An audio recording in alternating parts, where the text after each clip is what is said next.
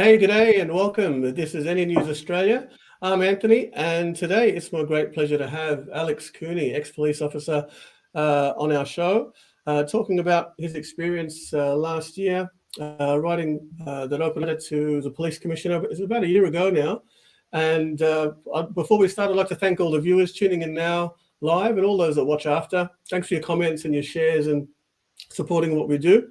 Alex, welcome.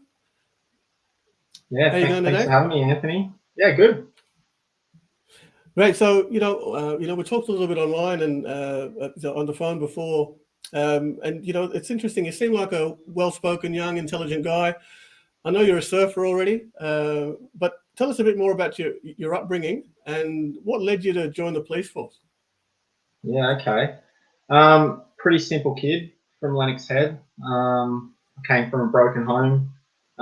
Parents split up when I was 4. I didn't have a lot. I took up surfing, and that was every day for me. Schooling was pretty simple.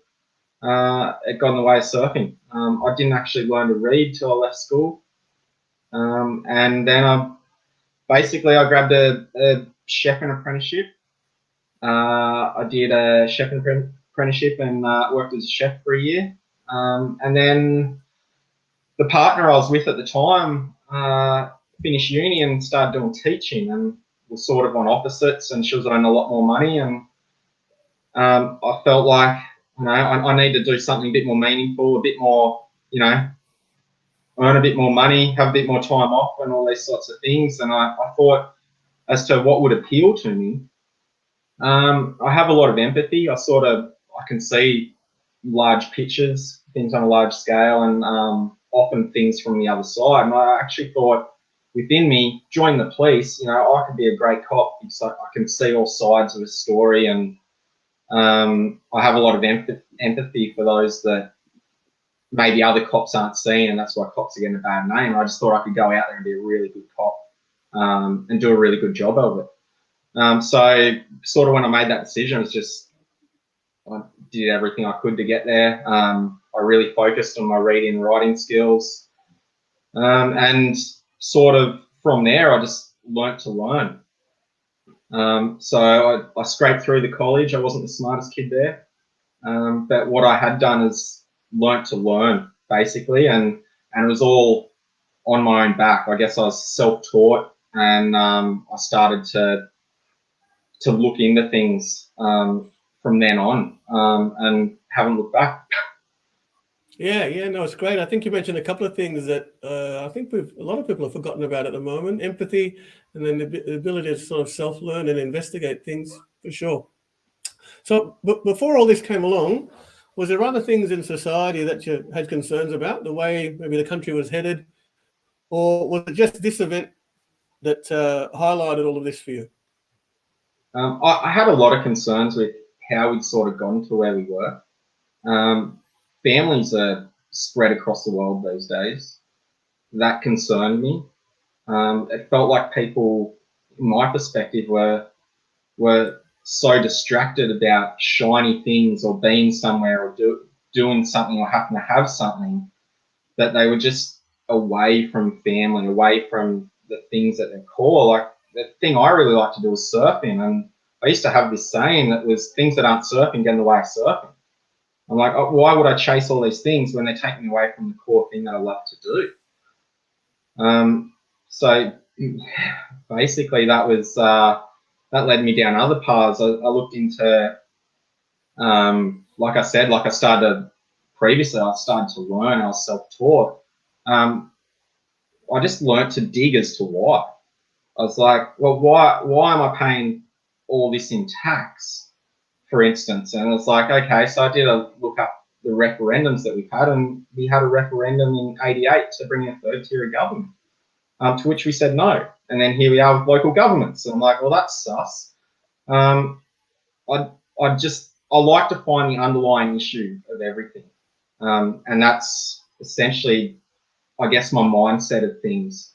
And so when COVID hit, I was like, okay, what's the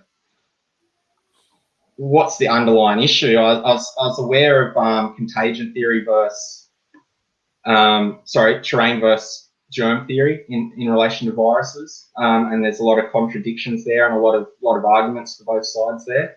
And when COVID came up, and they're talking about a virus in China, I just thought straight away this has to be something that's going to lead to something. Why would they be mentioning 3 people die of a common cold in China on our news? And straight away I was like, this is really sus. Just the things I've looked into the past and the way that I saw the world and the way things were misleading us, just made me question straight away. And once I questioned that, when the news sort of presented a certain thing, and they're clearly trying to lead you somewhere else, I'd look at where they're telling you either where not to look or another person's point of view, and that's basically what I did. And what I did find was a whole heap of facts and evidence to something that has almost no basis and no science to support it. And so it became really concerning. Then I started thinking, okay, what are they doing this for?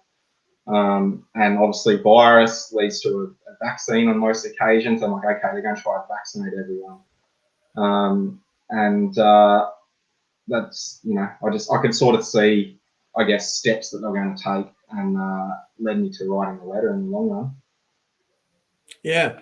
So last year when this was happening, I mean, did you already see that we'd go into lockdown, and did you see that coming, and where we'd be at now with the forced mandates? I mean, there was other people that might have been tainted with this idea of conspiracy theorists that I heard talking back then about lockdowns, and a lot of other people were saying, no, that's not going to happen. This is Australia, mate. All of that kind of stuff. But here we are. Were you sort of already predicting some of this stuff back then? I guess maybe like a month out or so, I'd predict a lockdown, just because it happened obviously in China, with the whole thing, and just the way that the media were putting it in our faces. We know that things said repetitively plant seeds in people's minds and become their reality, and essentially that's a lot of what mainstream media do. They'll say the same thing on every channel, repeated, many times throughout the day, and it lays the seeds in people's minds, and when it comes, people follow it because that's what the news has said. So I did suspect that was going to come, just the way that the media were portraying what was happening in China. And then when it hit us here, I was like, well, this is a load of BS. Who's going to say something? I waited. I thought I waited a really long time before I actually took action. In a lot of people's minds, I didn't, but from March through to October, there's quite a few months, and there's a lot of time for me to really think and ponder as to what I can do. I was waiting for someone else to do something. Yeah, no, we're all glad that you did. I mean, it is a long time. If you talk about the months from sort of March all the way to October. So, I mean, what was it like working during that time? I mean, until you resigned and written a letter, what was going through your head? It was hard to find someone to talk to. Whenever I raised an issue that things like the PCR test can't actually test for what they're alleging to test for, or anything like this, and we're taking these measures based on this testing, I came up against just cognitive dissonance. Even within the police, anyone I mentioned this stuff to, their eyes glazed over. They just couldn't even absorb the information. They just thought I was woo-woo. So yeah, I was like, everyone is sort of thinking this way, and they're just thinking the way the media is telling them. I actually thought cops were more open to actual evidence, and they're taught to think critically. I was putting actual evidence in front of my colleagues, and they couldn't even absorb it. It was so I was like, all right, I've got to get into the police that this thing's false. And in amongst all my research, I learned that we're actually breaching laws, international treaties, like human rights. This is disastrous. Where is this leading? This is going to set the platform for many things. So I just started to gather evidence, basically, and I didn't feel I had the ability to write a letter to the standard that needed to be done. I had all this evidence, and I was like, all right, we have to notice the police. I have to notice the police commissioner. It's probably best if everyone in the police becomes aware of this. At least the seed's planted, then police can then go from there and use that to do certain things. I reached out to some people, and luckily Advocate Me came to the party, and they're like, we'd love to help. What have you got? So we put the letter together, and my intention was to send it internally through police email chain to the commissioner, and they came up with the idea of making it public. I thought, you know what, I've done all these years of service, I've got nothing but glowing reports, and you know, I've always done extra for the police force. I'm going to breach policy, but you know, I'll take this one on the chin because I think it's really important that it gets out there. I thought I'd break the ice and just allow communications to open, and you know, in doing this, help the community too. Allow all those discussions to happen. And the moment I came up with the decision to do it, everything in my world felt right. Everything just felt purposeful. I felt strength. I felt, you know, flow. There was no doubt in my mind that I was not doing the right thing, and I did it. Once I did it, I just felt relief. It just, you know, I just felt like I'd done something so meaningful. I was so proud of myself for doing it, and I was so proud of what that means for everyone else, that we can actually open up these communications and have these discussions and present the evidence to the police and maybe start steering the ship the other way. Yeah, sure. I'll just go back a second to, you mentioned cognitive dissonance. Why do you think, so for the people that might not have heard that term before, you know, do you mind defining that term? And then why do you think that exists? The police force or people in general? Yeah, look, I think you get your perspective from what you're seeing here within the world. And if what you're seeing here is mainstream media all the time, that becomes your perception of the world. That programmed into the mainstream media is almost like a retaliatory action. Like, you know, you say vaccine, people think anyone that goes against the vaccine is an anti-vaxxer. Like, that's purely a media term, but that's just the program has been set in all these people because that's what they've heard over and over and over and over and over again. That people are against this are bad because they're an anti-vaxxer. However, usually it's the other way. They're really well researched, open thinking, loving people generally. So yeah, it's kind of media just starting to put labels out, and people, I guess, hear one thing once. It's not enough when they've heard 1,000 times on the mainstream media, so to speak. You know, and it just glazes over. They've got to hear it, you know, 10, 12, 30 times before that other side of the argument can come into play for them. You actually start thinking, hang on, that person might be right, or might have some credibility there. Yeah, sure. For sure. I think you did well with that one as well. Sorry for catching you off guard with that. That's okay. So, you know, for writing the letter, what was the catalyst? What was the moment? Was there something that happened that day, or were you mulling it over for some time? Was there a catalyst, a specific moment or point that you went, I've got to do something, and what happened? What was going through your head at that point? Yeah, so probably to answer some previous questions, when March hit and we went into lockdowns, I was so churning inside as to how do we get this through? How do we get through to people that this is actually not correct, and that, you know, police are doing things unlawfully? I was really conflicted. I tried raising it with my supervisor. Again, just he glazed eyes, couldn't absorb it. Tried raising it with many different people, and they just weren't quite getting there. I even came up with an idea. I'll do pamphlets and I'll stick them around the place or something like that. And I even handed a few out while I was in uniform. Like, I didn't know what was the right thing for me to do. In bed, literally one night, I was laying there and I was like, I'm a police officer. How do I use that? Maybe I can get through to the police, because those behind this agenda are using police for enforcement.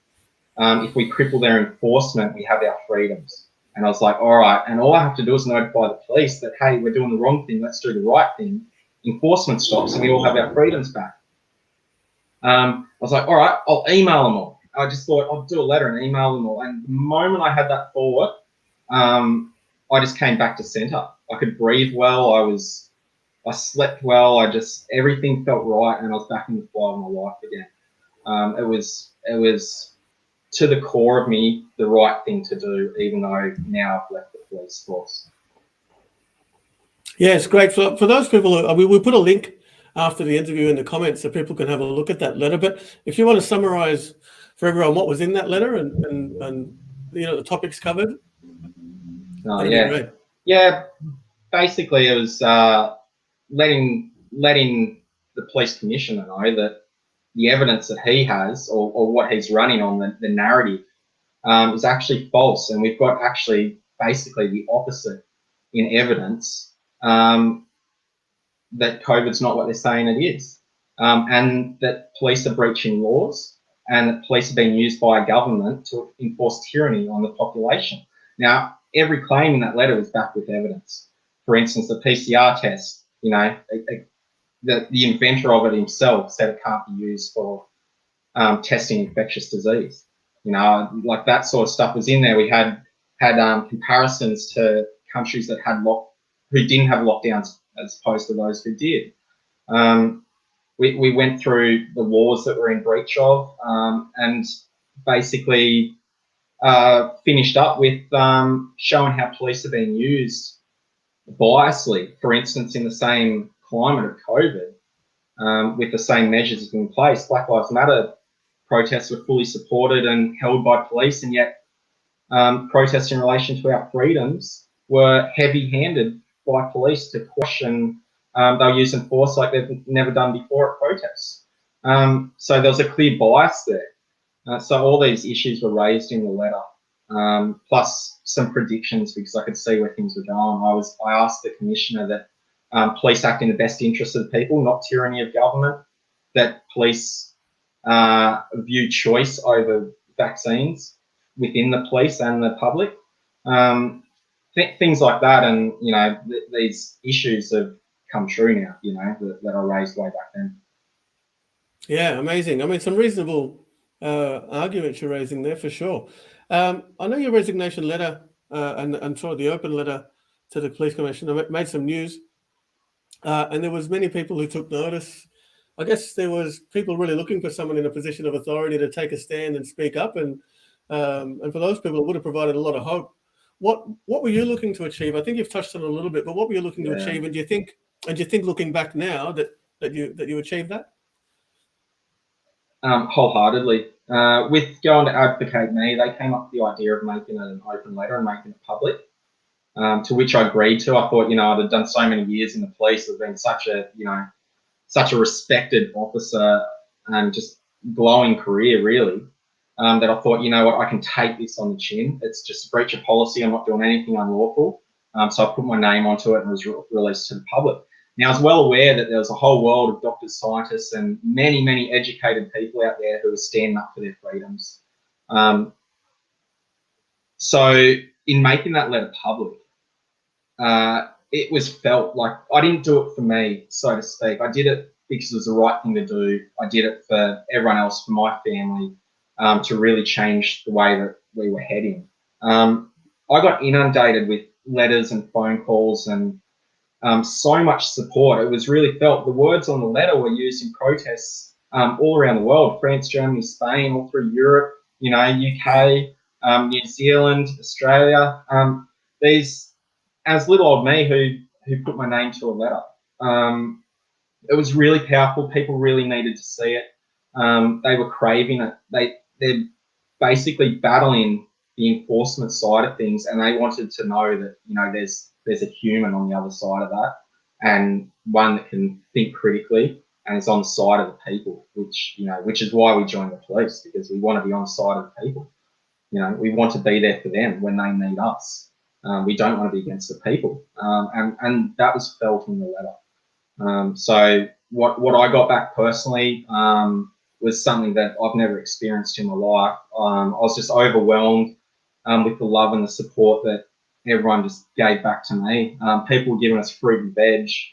You know, hundreds and hundreds of letters, cards, handwritten. You could tell that, you know, you're really giving people hope. It was going through that for me. Just felt, you know, what I did within me felt really right. I was so proud of myself for doing it. And I just really felt like, you know, that's my purpose in the near future, is to actually keep representing these people the best I can and keep trying to empower them to stand up themselves. Yeah, fantastic. So you mentioned in the past, and even on other interviews that I've watched, that after the letter came out, that other police made contact with you, and there were others who felt the same. I've heard recently of Christy Mitchell, I think it's Craig Backman, who've come out recently as well in Victoria. But what do you think is the main reason it stops others from coming forward? Look, internal policies, you're gagged. Basically, you're not allowed to put your name as a police officer to stuff externally without prior authorization. So you're gagged anyway. So you are risking disciplinary action just by speaking out. And a lot of officers have been through it. You know, officers put various things on Facebook, and they face disciplinary action for things like that. So to stand up actually against the organisation, they'd be facing something pretty heavy-handed. And you know, a lot of them have families, mortgages, all this sort of stuff, and you know, it's a genuine fear they have, even though they think that, you know, we need to do it. There's a lot of things they need to weigh up in their mind before they do. Yeah, I guess you're right. So what's your life been like since last October when all of this happened? I guess you might have been apprehensive about some things, and so yeah, how did it all pan out? Yeah, so I was investigated for breaching policy, which, you know, I did, and basically put under paid suspension, and I signed a non-disclosure agreement, a gag order, so to speak. And look, that was fine. I had a nice time with the family and things, but I couldn't move. I couldn't act. I felt stagnant, and things were happening in the world. And I could see that these agendas behind the scenes that are running our governments, the police, the pharmaceutical industry, the doctors, you know, all this stuff, and was gaining so much momentum, and it's actually churned me inside to sort of sit still. I was sort of waiting for the investigations to wrap up. It looked like they just weren't going to. With the new wave of lockdowns that happened here in Australia, I just had so many police come out just saying, this is wrong. Like, I want to do something, but what do I do?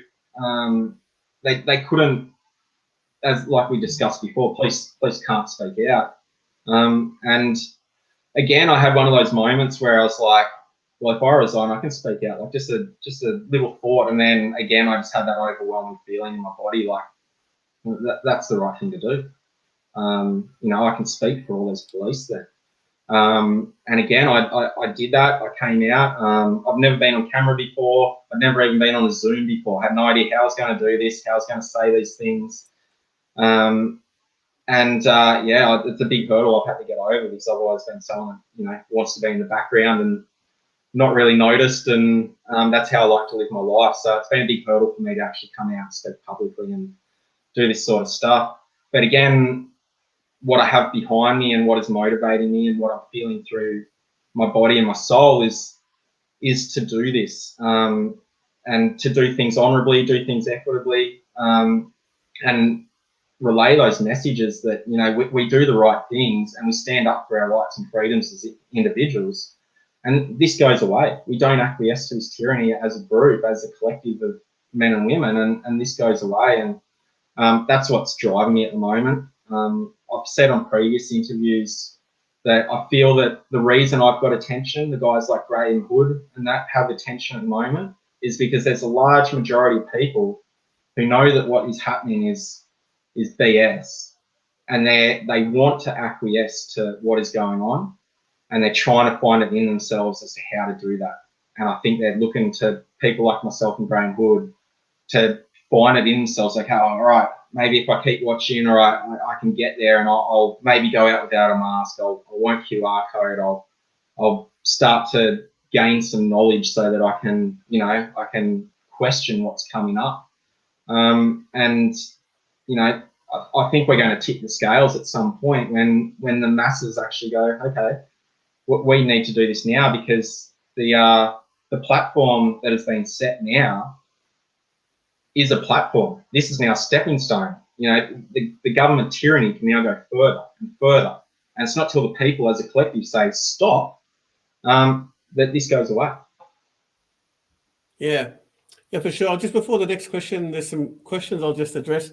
Alex's letter we'll put in as a comment after the interview finishes for those that haven't seen that before.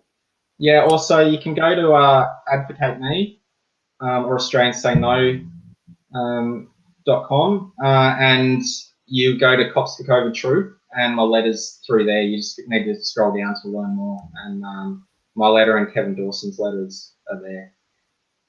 Okay, great. Yeah, of course. So what advice do you have for other people in any industry who feel similar to how you do but are nervous about speaking up? Yeah, look, I totally appreciate the nerves. There's a lot to weigh up. What I would say is things aren't going to get better by doing nothing. And we give our power away. Everything that we've given our power away to is basically in on removing our human rights at the moment. Our governments are removing our human rights. Our police are removing our human rights. The medical industry are removing our human rights. The unions, we've shown that have just been corrupted. They just went along with the narrative. They didn't even support their members. So it is up to the individuals to stand up. I totally appreciate how nerve-wracking that can be. However, things are not going to get better if you don't. So do things honourably. Don't be disrespectful. But yeah, find a way to stand up. You're going to need to. There's plenty of information out there online as to the laws and how to read them, the best interpretations of them. We've got some on the Coffs for COVID Truth Telegram page that can really help you when you say going out to a cafe or dealing with police as to where you stand within your jobs and that sort of thing. You need to question. You have to question. You have to, where is this authority coming from? Businesses now in New South Wales are, the vaccine passports in, and the businesses are just complying. If you just don't comply, and if businesses just don't comply, it goes away. There's no yet offence for not enforcing that vaccine passport. However, there are offences for discriminating for not letting someone in who doesn't want to show you a vaccine passport. Businesses have been set up to fail at the moment, and there's going to be a lot of lawsuits against businesses because they're going to think that they need to enforce this. 20% of at least 20% of their income will go because those people who don't want to subscribe to this already. And so they're going to lose business, and then by enforcing this, and then they open themselves up for lawsuits under discrimination and privacy laws.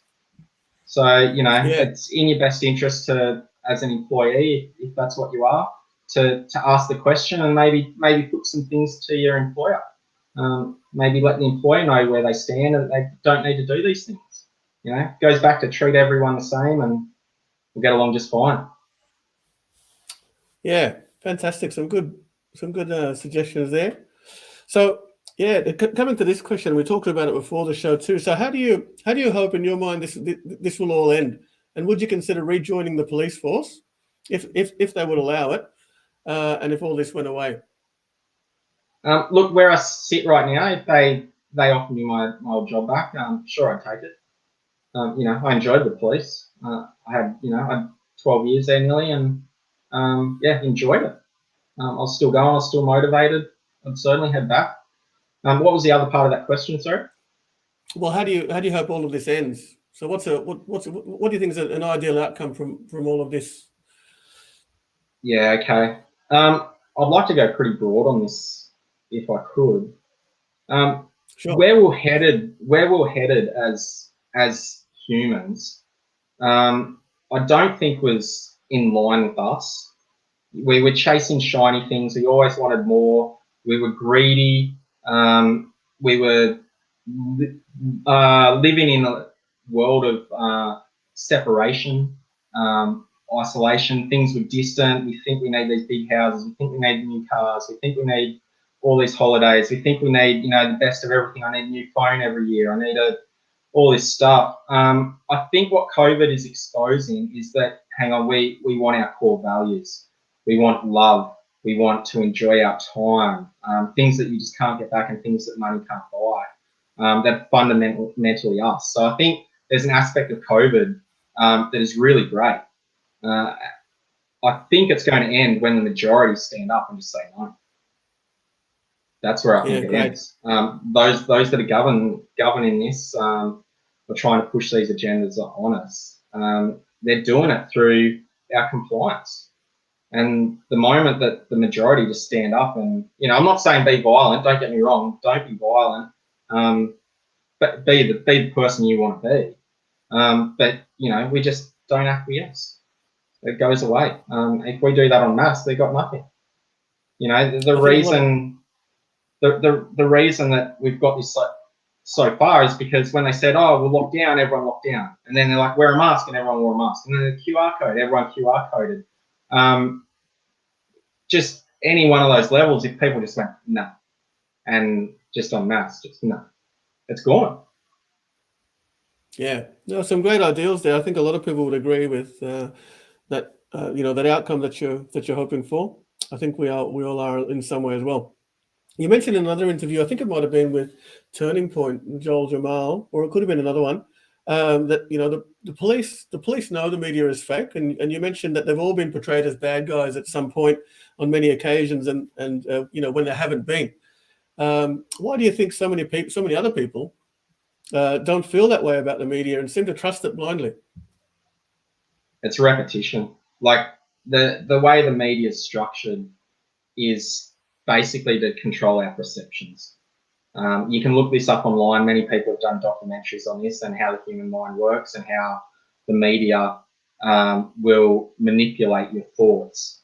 And you think that they're your thoughts and you think that that's the facts about the world when they're not. They'll steer your perceptions of the world in a certain direction. I just suggest turn your TVs off. It was always alarming to me that the same news was said on every channel, and they say things in a fearful manner. You're in fear because this is big and heavy, and then they just repeat it, and all of a sudden it's just entered in your brain. And it's nothing. So turn your TVs off and start to do some research. So if you disconnect from the news, how does someone stay current with current events? In that case, what's some other ways that would you get disconnected from society altogether, or what happens in that case? I think if you get rid of your TV, there's still enough news around that you catch it here and there on the mainstream. But look, it's the internet these days. That's basically it. But personally, I try to stay away from most things these days. I have done for a few years now. If it doesn't directly affect me, is it needed? But everyone's different, and what they're seeking are different things. But yeah, the internet's there. It's got everything. Google and YouTube and all those things are censoring things heavily these days. But use a different search browser, and you'll find factual information. Yeah, for sure. Okay. So I guess you may have seen the plethora of footage of police around the country, but in particular, Victoria. I guess there's a lot in New South Wales as well, where we see police behaviour called into question. Is this or was this common practice? But we're all just recording it and questioning it now, or is this something new due to the current sort of situation?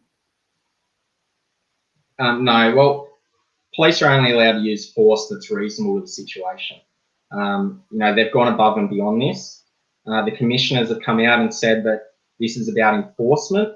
They're actually pardoning any officer who issues a penalty notice in relation to COVID wrongly. There's definitely a turn within the police to become heavy-handed and enforce this upon the population. Like I said in my letter, in relation to Black Lives Matter and the Freedom Day protests, you know, the police have been put under pressure to go out and enforce mask mandates, to enforce people staying at home. They're doing things like unlawfully. They'll stop a car for RBT and then start questioning them in relation to where they're going for COVID. Like, that's completely unlawful. You can't use RBT for those reasons. So this is, police are going beyond their powers. Police think in New South Wales that they have further powers than what they did have. However, it hasn't been written properly within the Public Health Act. Police do not have further powers. All they've got basically is to ask a person their name and their address. That's it. They can't ask for ID in relation to this. They can't tell you to go home. There's no move on power. That's all false. And police don't know that, the majority of them, and are enforcing this on the population and then writing tickets in relation to it. You know, it's all unlawful. Basically, any ticket that's challenged has been withdrawn. Commissioners just pardoning anything that's issued wrongly because they want that fear narrative. The same fear narratives that have been put through the mainstream media. It's quite broad. Doctors have been silenced and threatened with imprisonment if they speak out against COVID. It's quite a big scam that's going on. And again, the way to counter that is for the individuals of the community and for the constables, the guys doing the work within the police to stand up and say no.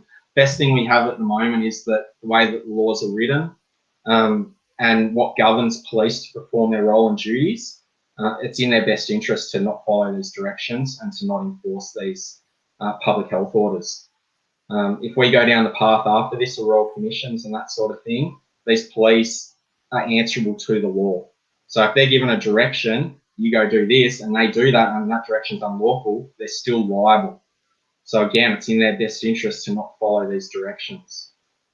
So yeah, we just need to stand up, and I think a lot of it's knowledge. People need to basically get away from their TVs and be open to information. And once they can start receiving that information, they can find, okay, I can actually stand up to this because what they're doing is unlawful. Now, they are trying to do things like change the Biosecurity Act so that they can actually grant an order to a group of people. There's petitions going around at the moment. I highly suggest people sign that petition to remove that power from them. But there's, yeah, as it stands currently, the laws, what police are enforcing in relation to COVID is unlawful. And, you know, a lot of it's through our compliance too. We stay at home and, you know, because we think, oh, I better follow the rules, but yeah, don't. It's not a law. Yeah. Oh, look, I'll try and get some links to those other interviews and also the Biosecurity Act petition and things like that for people to get involved in also. Yeah, look, on the Coffs for COVID Telegram page, they are actually written out in a way that anyone can understand.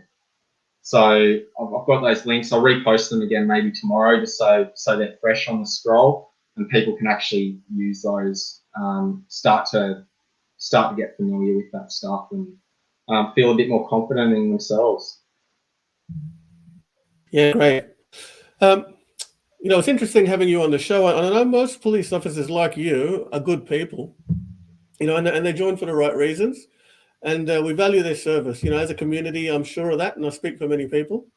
But what would you like to say to the few that may behave poorly on occasion during these times?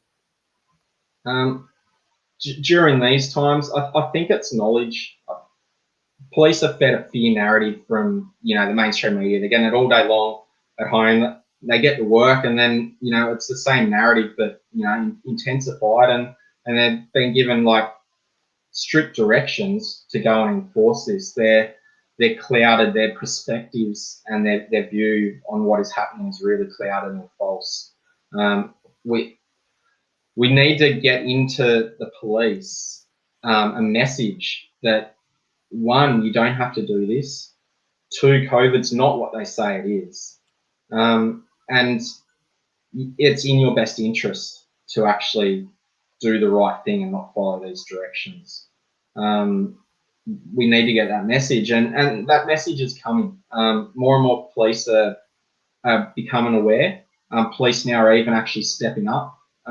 Crystal Mitchell did an amazing job down in Victoria, where she saw the light and thought, this has to be done now. It's really important, and I was the only one on the dance floor for a long time, and it's not really a party with one person, but once someone else steps up, okay. And I think now police will start to listen. We had Craig Backman step up last night on Joel Jamel's channel, and there's all of a sudden 3. Kev Dawson's another one. So hang on, there's more and more police stepping up, which we need to see. Now police might start to listen who are still serving, and start to steer that enforcement side of things. We'll have our freedoms back.